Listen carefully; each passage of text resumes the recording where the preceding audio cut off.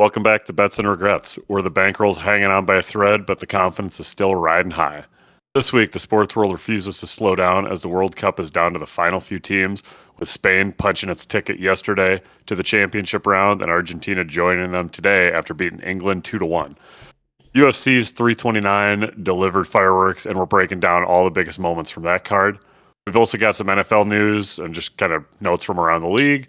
And MLB ALL-STAR festivities were concluded last night, so we'll be breaking that down. And then Milwaukee looks to finalize a deal in the MLB world for Lance McCullers. Plus, we've got our dogs of the week and the weekly locks that will either have you buying drinks this weekend or taking one after a bad beat. Grab a drink, clear the betting apps, and let's get into it. I'm Sean. And I'm Nick. And Brogan is unfortunately unable to make it tonight, so we're just going to be riding this two-man group per usual. Per usual? Okay. Well, you're not here often enough, so usually it's Brogan and I holding down the fort. It's a fucking once in a blue moon. Every once in a while. And we couldn't get Jason for you lovely ladies and gentlemen tonight, so... Oh, we could have. We just opted not to. Yeah, I think the listeners would be more upset about that. The YouTube algorithm actually is very disappointed because he loves... Jason's just a limelight star, so... I don't get it. And even on Spotify, he does typically pretty well. I don't understand it, but I think it's his whole clan to watch. It's not like they're That's doing true. anything, so he probably That's true. rounds them all up. Got all 57 relatives, just got to go down the road to get them. But before we start anything, we got some shots to take. Not as many as the previous weeks, but still some shots nonetheless. So... Nick, you want to go first? You only got one, it looks like. Yeah, so I actually went once again, we have another fucking push. Back-to-back weeks of having a fucking push. Which was Angel Reese over on 11 rebounds. Well, sure as shit, she got 11 on the fucking nuts. And then after that, Alicia Gray under 1.5 3-pointers.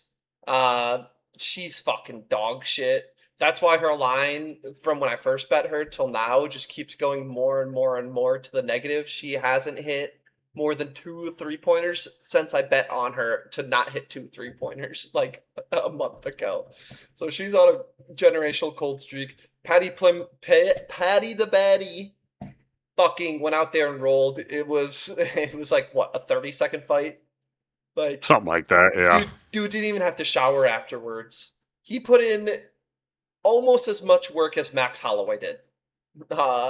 Patty had to sweat a little bit more, but other than that, Patty was just dominant. Just fucking got him on his ass almost immediately. Patty won by sub, which it was the craziest fucking sub that you could see. Like, I have never seen... It was like, what? Was that like a rear naked chokehold, technically, is what they classify it as?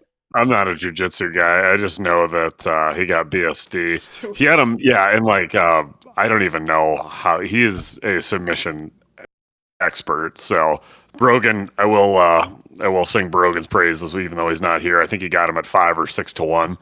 Patty the Baddie to win by sub. So that was pretty impressive. Yeah. I mean, like it was a crazy sub. Like it was so unorthodox on how he was able to do it. But, like, he got it done, and that's all you need. And then doubling down on Alicia Gray. So, I guess since we fucking changed our rules for pushes to be shots, I'll take a shot. But it's been established since, like, October. What are you talking about? No. Yeah. Well, when did you put it in the fucking the rules? In the rules? I didn't. It's been amended. I don't know when. I didn't do it. Wait, pushes? Any bet that will be missed? Shot? It says nothing about a push. Actually, it says nothing about a pure push here, motherfucker. If you place a bet. Oh, let me amend that quick. Take a shot. Then I'll start talking. Okay, that's back-to-back weeks where you guys are trying to fucking cuck me on this shit. I think Brogan meant to say either play or / push. So you're gonna So retroactively fucking yes, because we again? established it last week. We definitely talked about it during the NFL season where it was more injury related because we didn't have the lines yet. But yeah, a push, you didn't win the bet, so I didn't lose should be it some kind though. of a punishment. Yeah, but you didn't win it. So if you're not making money, you're not winning.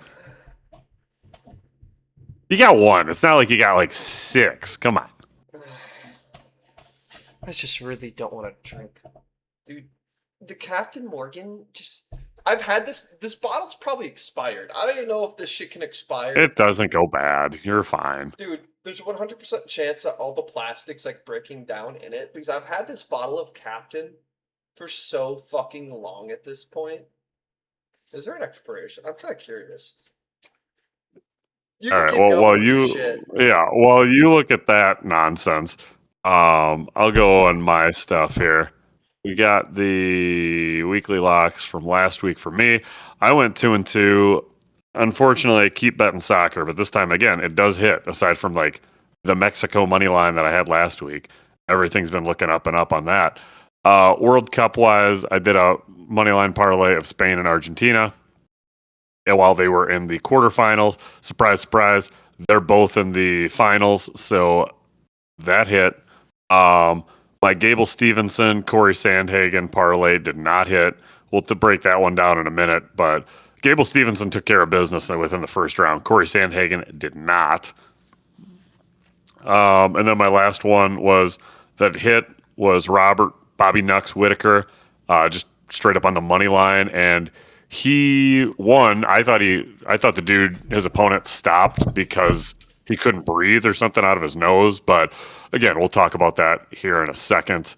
And then the last one, unfortunately, McGregor Holloway over 2.5 rounds. I really thought that was going to be just happening. I thought it was going to hit 12 minutes 31 seconds overall, but unfortunately it lasted, I believe, 1 minute and 6 or 1 minute and 9 seconds. So Sounds not like even you in the bedroom, couldn't am I even right? even I'm that's gonna giving me a add lot of in credit there. a lot more jokes here because it's a little bit more lawless today. Yeah, I mean, per usual, while the cat's away, the mice will play with Nick and I, so it's fine. It is what it is. By the time we put this up, probably Brogan won't even be around to listen to it, so we'll be all right. And then yeah, so I got 2-2. I'm finishing this bottle of Cal Alegre. Thank God, Tequila Blanco. So bottoms up here. Fun Nick, fact for all the viewers: there we Captain Morgan, after opened, should be consumed within 2 years of its opening. I think I've had this bottle going for like 5, maybe 6 years. I typically, believe it or not, even though I'm on a drinking podcast, I really don't drink that much, let Is alone hard that's not liquor. still the one from our apartment in college, is it? No, it's not that one. I had to think about it.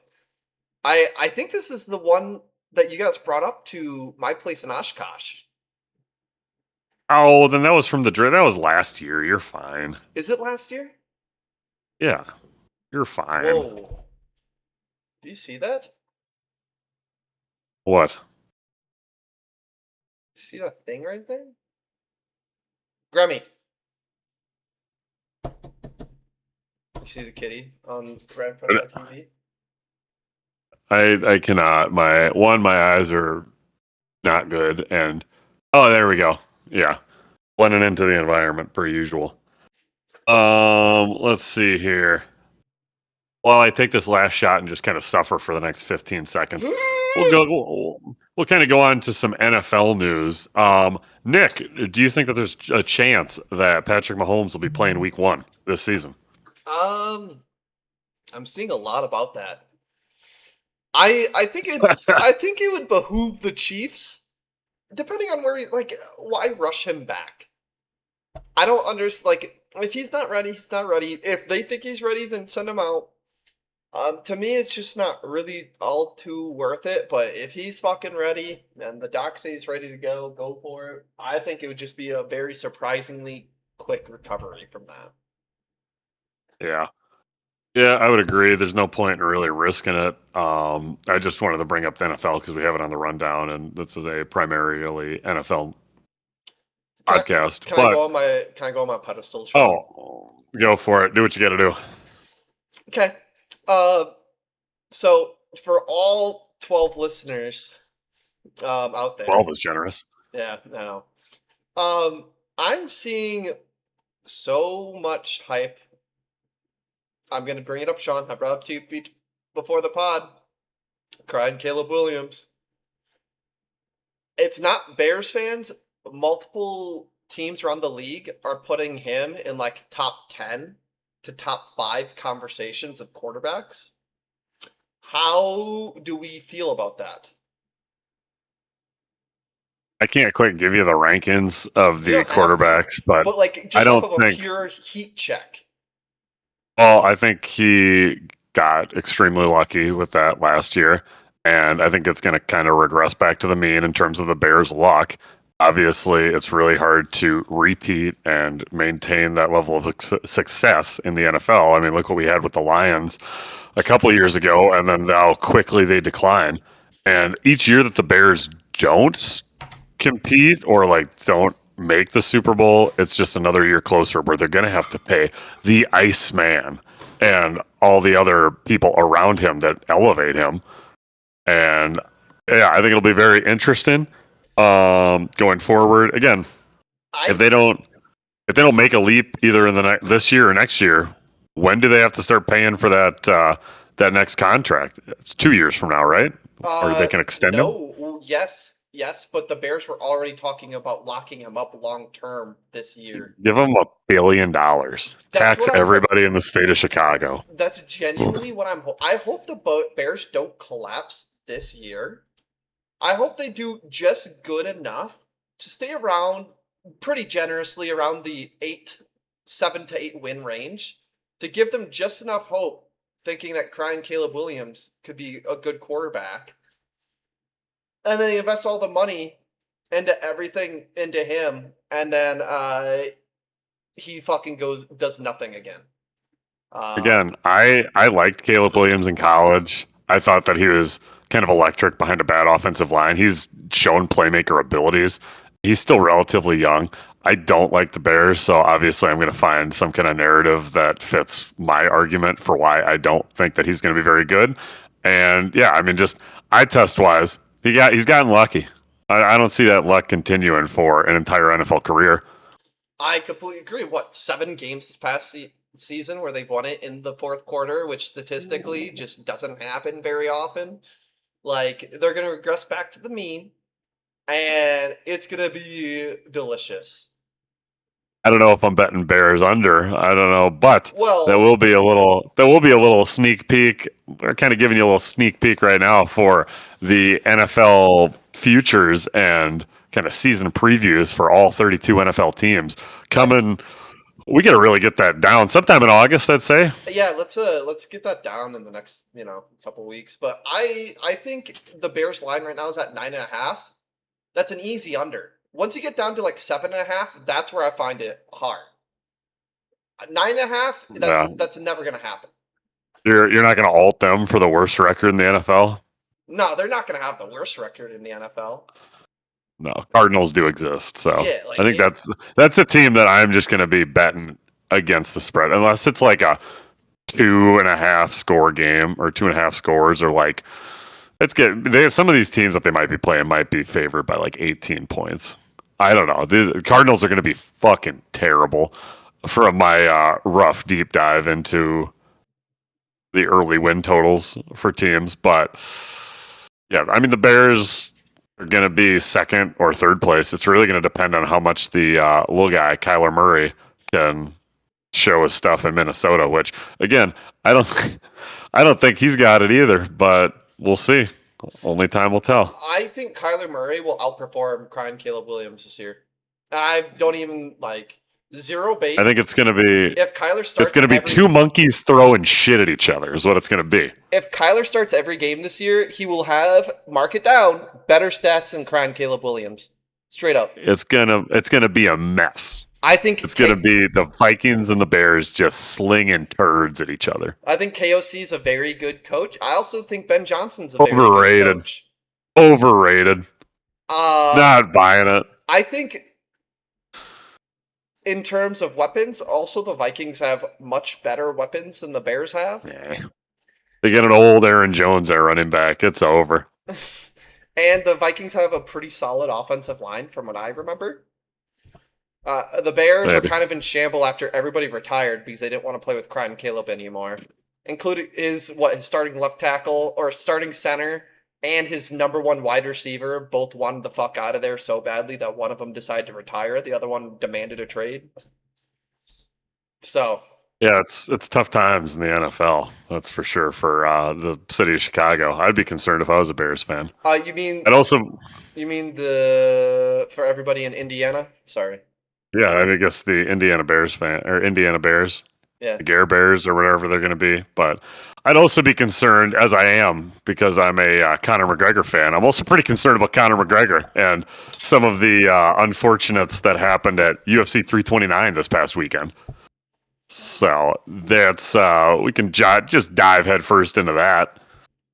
That sucks. Yeah, we'll take it to some happier times before we get real sad at the end. Nick, was this your first UFC fight of the year that you've watched? Full event? Yes. Roughly full. Yes. That What'd was you think? I always enjoy it. I always enjoyed the UFC. It's just I don't take the time out of my day to go and do it.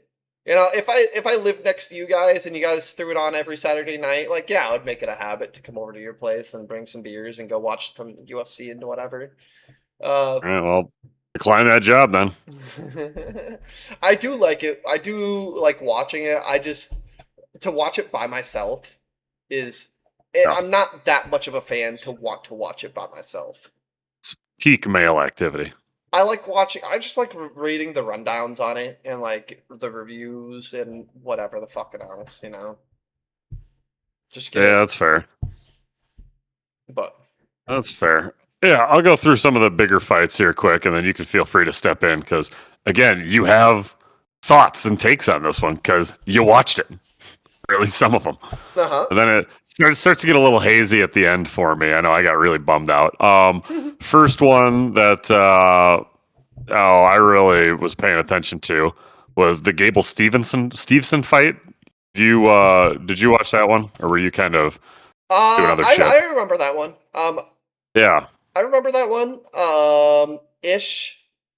Was that the very first fight of the night? Are they like featherweights? No, that was. So I'm just kind of going through like not necessarily these are the later prelims. The second to last prelim before the main card. So Gable Stevenson, he's like a wrestling pedigree, wrestling background and everything. This is his first UFC fight. And depending on the book, you could have got him at the low price of -4,000 or -2,500. And boy, oh boy, if you got a lot of money, you could have made a decent chunk back in that return because he whooped the ass of his opponent. Who was he fighting? Alicia Ellison. And it wasn't even close. He just looked faster. He didn't even like need to rely on his grappling background. He was standing and banging, and he just looked so fast. This is kind of, I think, Rogan put this in our chat. It was everything that the UFC was hoping for with Bo Nickel in his first couple of fights. Granted, Bo's starting to come around and get there, but a wrestler, a grappler, but didn't need it unless it's just good to have in his bag. And goddamn, his power. If he's able to kind of cut weight, I think it was actually the heavyweight division that he was in.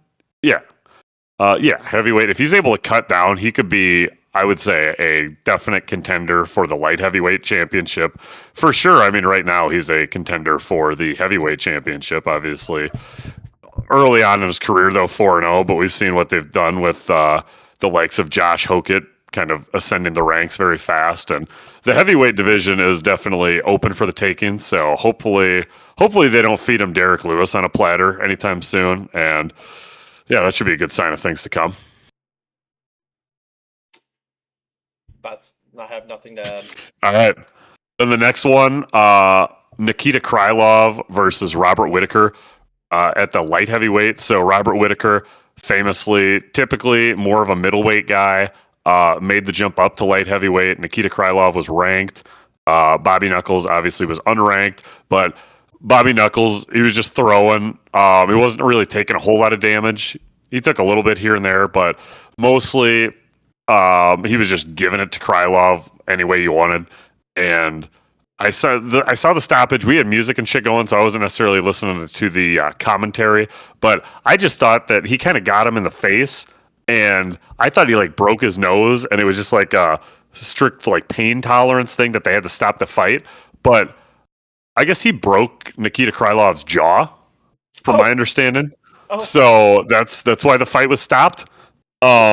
Which again, Bobby Knuckles is sick. I love that dude. So good on him for getting the win in his light heavyweight debut.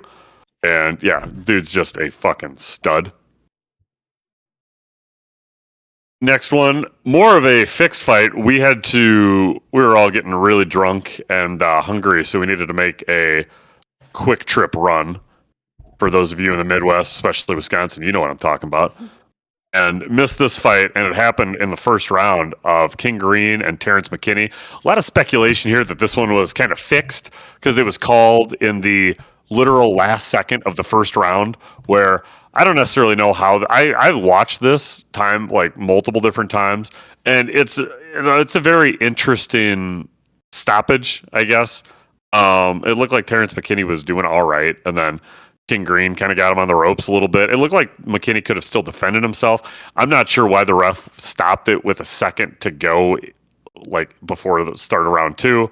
So a lot of people I know on the MMA interwebs were not happy with the stoppage, and it kind of something might have smelled fishy there, but it is what it is for that one. Again, it's the opening card. Or it's the opening fight on the main card. So still some people getting to their seats probably didn't even see that one. The next one, the flyweights, the little guys. We had Brendan Royval versus Loner Kavanaugh. This one was a sub. Brendan Royval won by sub. Loner Kavanaugh was -2. Oh, God. I think he was like -2 something, 250, 240. So I didn't expect that Royval had it in him, and he just looked like the more polished fighter the entire time. Again, just kind of piecing him up each round. I think he won in all the significant strikes, and Kavanaugh just looked a little lost out there. So very interested to see his next fight if he can bounce back. And then, unfortunately, Nick, you might be able to talk a little bit more about this one than myself, but Corey Sandhagen versus Mario Bautista. I was outside ripping some heaters, not necessarily paying too much attention. I was watching through the reflection of a frame, and at least the first round I was kind of catching, and it didn't look like the Sandman brought it on Saturday, and kind of looked like he paid the price. He kind of got pieced up, from my understanding. Nick, what did you see during this fight? I'm not gonna lie. I'd have to, if I honestly forget. All the fights kind of like mush, like meld into one for me. If I watch the first 30 seconds or the first 10 seconds of it again, it would come back to me. But I cannot remember for the life of me what happened in that fight. Yeah, except for like the really big names. I remember Patty and McGregor. But like, other than that, the rest of the fights kind of just melt. Fair enough. I know I missed the first round, but looked like Bautista was kind of working him. I think saying the final decision was unanimous. It was 29-28 or 28-29 Bautista all the way across the board. So it was a unanimous decision. So I think Sandhagen either won the second, possibly the third round. So I mean, it is what it is. He lost the other two, but hopefully he should be able to bounce back. I think his Bautista jumped him in the rankings. I still think he's like 5th or 6th, but it is what it is for that one. But probably the best fight of the night, or at least the most entertaining, was Paddy the Baddy Pimblett taking on Benoit Saint-Denis. And Paddy always knows how to get the people going with the heads will roll intro and him just doing his shit of having a great time, just flailing his arms and everything. And I know Rogan and a couple others were worried that he was going to run out of gas. He just looked super hyped before the match even started. And obviously that confidence carried over as he was able to just kind of, I don't know why BSD was lunging at him, because typically from everything that I've seen, he's not a great grappler, or at least anytime it comes down on the mat, it's not necessarily favorable towards him. And Paddy jumped on that shit super fast. And let's see here. Oh, he got him with a Dacker choke. Don't know. The apostrophe arc choke, dark choke. I have no idea what that means. But essentially, he was on top of him. Again, we sound like a couple of chumps here trying to talk about jiu-jitsu and submission. So I've never done it. I'm never gonna attempt to do it. Found out that it looked impressive as fuck. Yeah, it was amazing. And I know at one point the ref had to like lift BSD's arm, and he just dropped. He didn't even realize he was out. And it was impressive. Found out my fiance is a bigger Paddy the Baddy fan than I thought. So that's sick. I assume going above the rankings of King Green. And now Paddy has taken his place as her favorite fighter. So good to know going forward that I can just have her sit down and watch some of those fights. Because I think Paddy should be getting a title shot here soon. He had the chance with the interim belt with Gaethje. Yep. I don't think he was necessarily ready for it if it was going against Ilya. He's talking mad shit on Ilya Topuria, and I mean Justin Gaethje.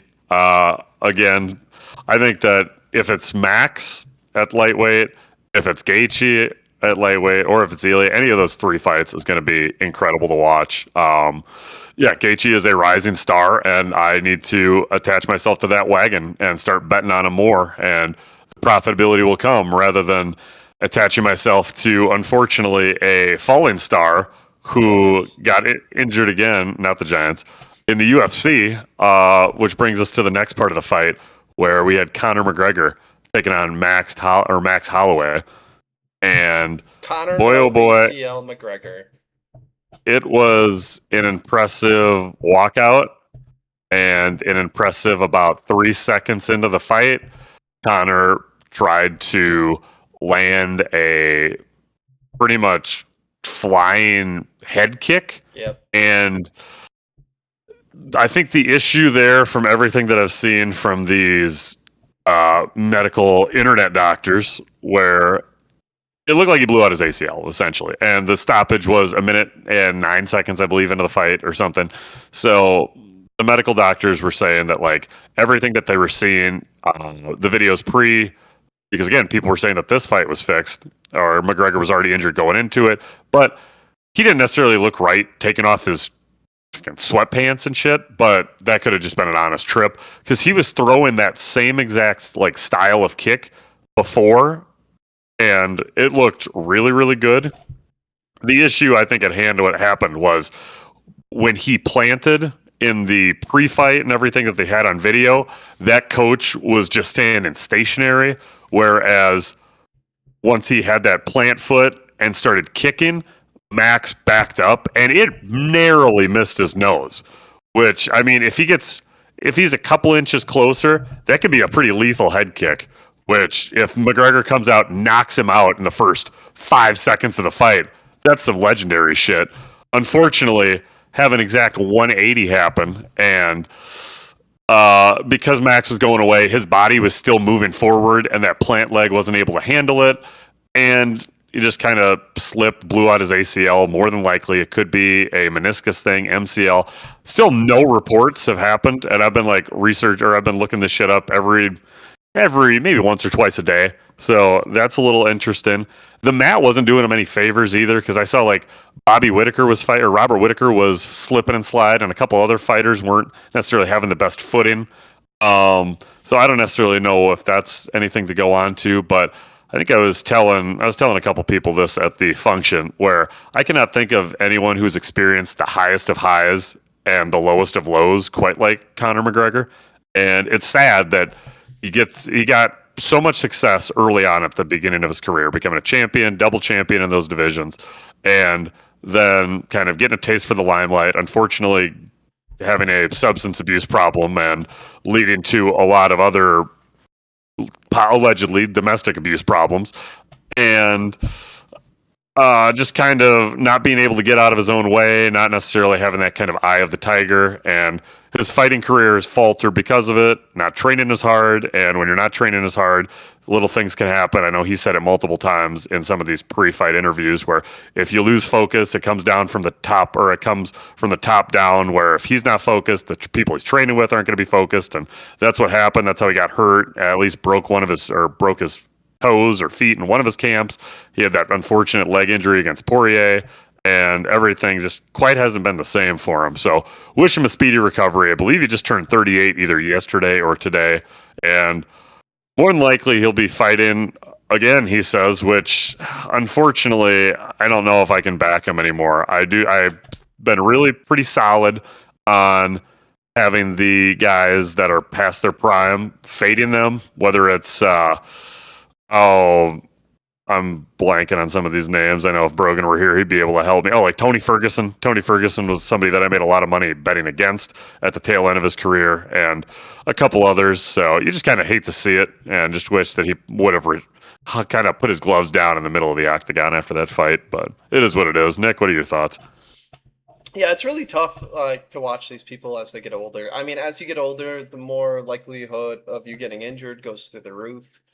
So it's really tough when you see somebody as accomplished as him uh, to get these really, really, really like career altering injuries at the late stages of their career when it takes so much longer for them to recover. And you don't know if they're going to come back 90%, 80%, 70%, of what they were, because they're never going to come at this point in the game, they're not going to come back 100%. And that's the sad truth. Like when they have major injuries like that, pushing 40, you're not going to come back 100%, right? You're going to come back best case scenario 90%, right? So it's really tough to see these people at the top of their game, or used to be at the top of their game, with all these little injuries adding up and whatnot. Especially for somebody like McGregor. I mean, how long has he been fighting for? Like a decade? Yeah, I mean, a little bit earlier, like 2013, I think was when he fought Max. Yeah, That was pretty early on. like he's been in the game for a long time, so he's a staple of the UFC. So it's really tough. People get excited when you say McGregor's name because everybody knows, and for the most part, people like McGregor. Just because he's an exciting face in the UFC. So it's really tough to see somebody of his stature go down like that. I do wish him a speedy and the best recovery as possible. If he wants to fight again, that's up to him, I guess. But like, Yeah. I don't know, dude. I don't know. I would like to see him fight again. Personally, I would like to see him try and fight again, just to see like if it was a freak thing. Like if he should. I want to see him. I want to see one more fight out of him. And if he doesn't win this Yeah. next fight, he needs to hang it up. You know. Yeah. Yeah. Talking about some things that people will be hanging up is their soccer cleats and their scarves, because the World Cup is almost over, though. And I will spend about exactly 10 seconds talking about this because I don't really care that much about it anymore since Morocco and the US are out. But who was it? Spain beat France, the projected odds-on favorites, and Spain is going to be taking on England. Not England. England just got beat today, 2-1 by Argentina. So we will have a Spain-Argentina FIFA World Cup Finals on American soil. That should be fun. Fun. All I know is France put Sure. up 0 points, which is fun. Yeah. Yep. When the pressure comes down, they tend to fold. So tragic. That's about all I got on that one. So moving right along. I actually was just giving myself a little bit of. Been a little preoccupied this week, so I didn't necessarily watch the All-Star game or the Home Run Derby, and I do really wish, looking at the highlights, I wish I watched the Home Run Derby. It was in Philadelphia this week, or not this weekend. Yesterday was the All-Star game, and then the Home Run Derby was on Monday, and the Home Run Derby was won by Jordan Walker of the St. Louis Cardinals. He was just an absolute slugger. He beat Kyle Schwarber in essentially a walk-off style where Schwarber had 11 home runs in the final round, and Jordan Walker was at like 7 or 8, and he was down to his last couple of strikes where essentially you get 20 pitches where if you hit it in the ground or like foul or anything like that, or just in play but it doesn't go out, it counts. So you have essentially 20 outs, where they've done away with like the timing system, and Schwarber hit, I think it was like 11 or something along those lines. But Walker rattled off like, what did I say he was at? Like 8. He rattled off like 4 or 5 in a row to essentially win. And that was pretty impressive. Otherwise, the All-Star game was a bit of a snooze. I think it was like 4-0 AL. Not much going there. So I'm appreciating a couple nice off days from baseball. But the Nerfies will be coming back tomorrow. Don't you worry. So that's about all I got here. Let's see here. I think it's about time we get in. Oh, and I guess the Brewers are trading for Lance McCullers Jr., which is good. He's kind of not necessarily over the hill, but he's had an injury-riddled last couple of seasons. People are starting to think they figure him out, but typically that's just when the Brewers pitching staff gets a hold of him and we can turn him into a gem come the postseason. So ideally that happens. Otherwise, though, I think it's about time we get into our weekly locks. What do you say, Nick? That's cool with me, man. Sweet. Woo. All right. You want to go first? Yeah, so all WNBA all day, baby. Okay. We're doing actually I'd say we're doing pretty fucking good right now. Let's go see our record for the WNBA. We're 1, 2, 3, 4, 5, 5 and 2 and 1, 6, 7, 5, or 7, 2 and 2 on WNBA bets. That's pretty fucking good. So we're going to continue with it. Paige Beckers, as I was just corrected for, under Yes. 1.5 threes at -150. Sabrina, I cannot pronounce that name. Peep the name. Under 1.5 threes. Yeah, I'm not going to get that one either. Was it 1.5? Wait, she might have been 2.5. Oh, fuck. Now that I'm looking at it, that doesn't look right. 2 seconds. 2 seconds. I apologize. That doesn't look right. Should be 2.5. That's why we need an intern. It's 2.5. I was about to say, like, 1.5 does not feel right for her. It's definitely 2.5. Sabrina Ionescu? Yeah. She's 2.5. Jessica Shepard, under 5.5 assists, and then doubling down on Paige, okay? If you're betting the WNBA, just assume that they're not going to hit their overs, okay? That's where we're at. The three-pointers is the best way to... I like the three-pointers, personally, because the girls close out typically pretty fast, and it's hard hitting a shot with somebody running right at you. And they historically are pretty streaky when it does come to three-pointers. So either they'll hit like 4 out of 7 in a game, or they're going to go 1 for 6. Okay, there's really no in between for WNBA shots. So do the under, baby. Okay, more than likely it's going to be the under. All right. Unders are working. So I'll rattle mine off real quick. Unfortunately, I do got to steal a page at an X playbook this week and do copy and paste a couple of them here. So I got Phillies money line coming at you live tomorrow, July 16th. They're taking on the Mets. I expect the Phils are ideal. I'm picking them, so they're probably going to lose. But Phillies still been pretty hot. They got off to a slow start at the beginning of the year, but they pretty much come all the way back to one of the best records in baseball since probably May. And they're going to be right there competing for that NL East division title for the rest of the season, and I expect them to get off to a hot start post All-Star break with Phillies money line -124. Next one, we have the UFC. We got the Jelking King, Chase Hooper, parlayed with Leroy Duncan and Fatima McCline, all for Gooning King, Chase Hooper. Anyway, Hooper, Leroy Duncan, and Fatima McCline all parlayed together, and that'll get you just a hair over even money at +103. And next one, we got Phillies, Mets, NEWSThe for tomorrow, +106. I'm expecting the Mets offense to definitely not show up, and I'm hoping that the Phillies offense doesn't show up right away. I think eventually this game will get going, so I'd stay away from any kind of totals. But first inning, it's the only NEWSThe that I can get today, so spoiler, it's going to be the only NEWSThe play that I play. And then last one for the parlay of the week, we got Phillies money line, double dipping with both of these, and Phillies money line, and then next play of Paige Becker's under 1.5 threes at -150. Ooh, right on the nose there with that -150.